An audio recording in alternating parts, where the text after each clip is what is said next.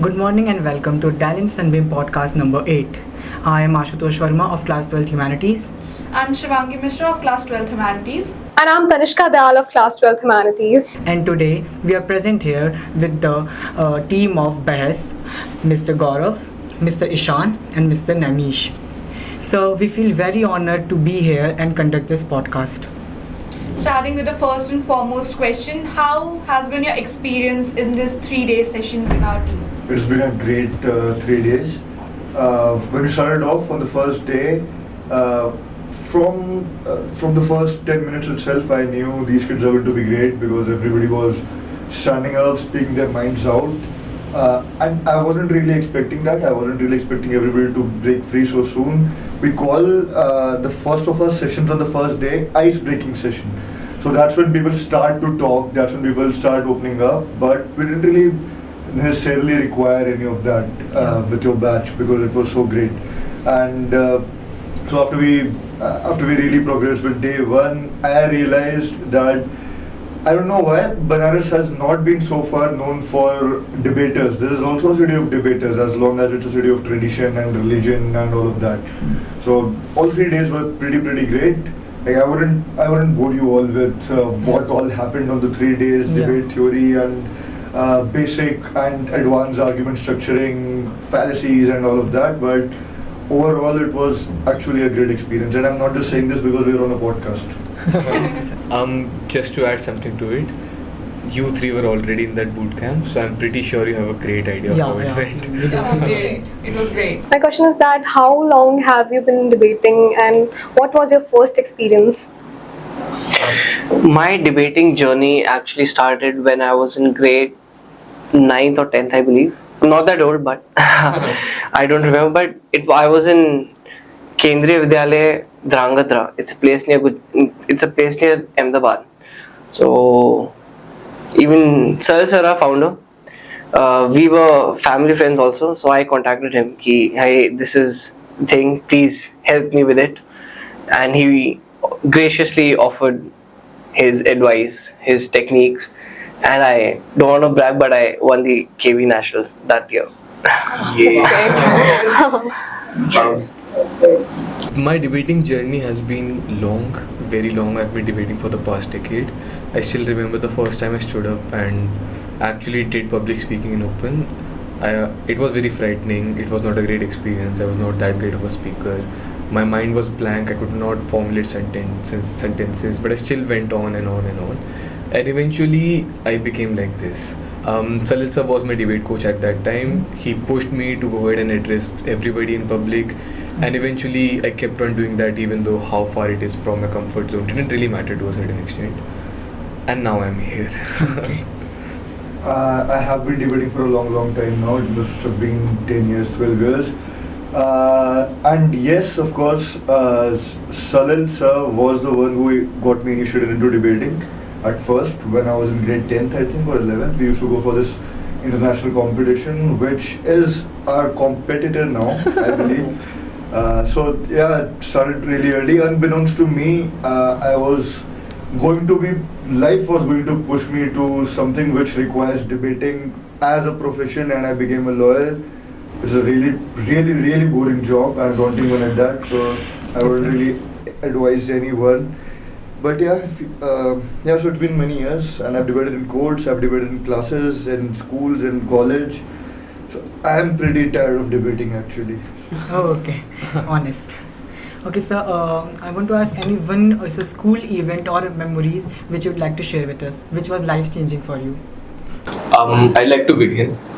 I've been to multitude of competitions specifically for debates. I've also been to different countries, and every small event is a life-changing event because that is how you are formulated in the very first place. But for me, I think which actually changed debating for me was my very first round, which was in my home school in Delhi NCR. I did not win a single medal. It was the worst performance I've ever done in my whole life, and at that point I realized that I need to do better than this. That was the motivated factor for me, which eventually pushed me to formulate good arguments. I like to think I worked hard. I'm not pretty sure of what your standard of hard is. Then eventually I started to get motivation, I started to get laurels, whatnot. I entered college. Even the first 2 years of college, I did a lot of debating. College debating is actually tough. Probably because I suck, or probably because there are a lot of different people who are way better than me. And it was not that bad of an experience. College debating is extremely fun. I recommend you guys to do so. But school debating is something that creates a So foundation. little baby steps which leads to success. Exactly. Any school story or any school debating? Memory, any. Continuing from the KV national story, the format was we had a conventional debate. We used to get the topics 3 days back, and you just have to go and speak. So for the first time when I tried the Asian parliamentary format, I couldn't speak anything. You just only get 15 minutes to, and I was very confident that I'm gonna win it all. That confident. I got my 15 minutes. I wrote my material what I have to speak. But when my chance came, I completely got blank. So that was a last nail in the coffin, something like that. I guess the most interesting one to talk about would be I went for this competition to Singapore, and there was the three of us as a team, and I must have been in 10th grade or 11th grade, and the other team was comprised. The other team comprised of all three people were, I think, of Chinese descent, or they were Chinese. So our team couldn't even process what they were saying. We couldn't even understand their accent, and that was really hard because we just had to take the debate as it was. We were saying anything and everything. Surprisingly, we qualified. I don't know how. I don't even know what that debate was about because there were no real rebuttals or anything. I couldn't even understand them, and I'm not even kidding. I couldn't understand a word. They were speaking in some. Just something to add to that. I also kind of had that opportunity when I was in New York. So Yeah. I was against 3 Japanese. For TOC. Yeah. I was against 3 Japanese girls, Yeah. and they were very sweet. Yeah. And we were that robust Indian dudes who just want to win and destroy our opponents. And we gave 4 minutes of hardcore. It was really terrifying for them because it was their first time, and they were like subtle, sober little girls, and just 3 Indian men with rowdy mustaches and weird cuts, just reaching at them that you are not making sense, blah blah blah blah blah. And at the end of the debate, they all gifted us small keyrings which they brought back from Japan, from their homeland Japan. Okay. I don't remember where that keyring is now, but then I understood that yeah, people are humble and people are nice with each other. Right. So it was kind of a like, good experience. Not everyone is North Indian. Exactly. Okay. So basically representing the other side of the table, I would like to understand, like being an educator last so many years, this word debating is coined up so many times when I was a kid and even now when I'm heading an academic institution. I would like to understand from you, like while training these students, these kids in the boot camp, what is their journey going to be, and is it going to be easy for them to take up any of the public speaking aspects after these camps? What is your opinion about it? I'll be very frank. Nothing is easy in life, specifically public speaking, because at a point in time, we are not even comfortable with talking to probably our friends or probably a class of 15 people. Right. Humans open up slowly. It takes time, it takes steps. The mission of boot camps is mainly this, that we provide them the tools, we garner some confidence, Right. post which with their own hard work and with their own confidence, they can go to different areas and different arenas. Also a shameless plug, we also do conduct tournaments for them. Yeah. So they can come to our tournament, Very nice. they can interact with students from different branches, different schools. They can also attend our nationals, which include people from Pune, Delhi NCR, Varanasi, most probably Andhra, and a lot of different places. So it's a really great exposure. And yeah, I think the more you expose yourself, the more you get out of your own comfort zone, the more you're going to grow.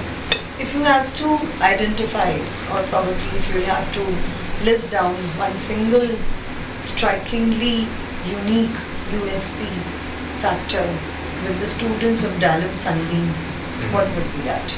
A single word can define that, or maybe a sentence. That's kind of difficult to think at the spot, but most probably not a single word, but I'll tell you what I felt when we started our bootcamp on day one. it usually, again, as Navish already stated, is very difficult to make people talk. Because we have a lot of students who, like, it's their first time in a public speaking format addressing a class, because these students never ever even answers their own teacher when the teacher asks them something. So we have to open them up little by little, break them up, break their shed their whole cover away. Only then they are vocal about it. In Dalimss, every student wanted to speak. Every student had something unique to put into the front. So the very first debate we had, usually debates in the beginning is not great for a lot of people because they don't have enough content, they don't understand how it goes. It was great in Dalimss, it was a great debate to have, a great debate to witness. People even had like 3 minutes, 4 minutes of speeches, which was brilliant to see. So, as soon as you said, just sorry to cut you off, but as soon as you said, if there's a single word that comes to mind, first word that came to my mind was magic. Because these people are really magic. That's so nice. Thank you so much. Just to add on to what Gaurav said, we did the same thing in Rajamundry and Mughalsarai 3 days back. And we were like, coming to Dalimss, we have to do the same thing again. We are exhausted from traveling. But surprising to all of us, the kids were very, very, very good. Thank you. It's really, really motivating for them, I suppose, and definitely we'll be looking forward for many such camps to make our students even better, and maybe someday they would be sitting on a podcast. It was actually a personality development for us. I mean, we learned things that we didn't know. That is why we personally believe boot camp is not a magic thing that will suddenly it's not a magic wand, something in your hand which you can just... The fallacies and the strategy which you all told, it was very productive. But I really hate that word, personality development. Please never use that word. That word just drives me crazy, I don't know why. It has been used at so many forums in so many ways now that you don't even realize where has it come from. Everybody has their own personalities. Why do you need to develop them? Exactly. Vocabulary update. I got it. Public speaking skills. That's a better one. Basically, arguments, development. How to make better arguments, how to prepare in the better format. Again, I think at least for me personality development is not the thing, but finding yourself and your own identity. And I think it's a journey more so. Exactly. It's a journey wherein you look within yourself. It's said that every man is the best judge of himself. So you have to judge yourself first so that you can complete, or you can at least start that journey, even if you don't complete it. Anyways, I think we have had a wonderful time at this podcast also, like we did at the boot camp. Thank you all three of you, and to three of you as well, students of Dalimss, and to the Behas team.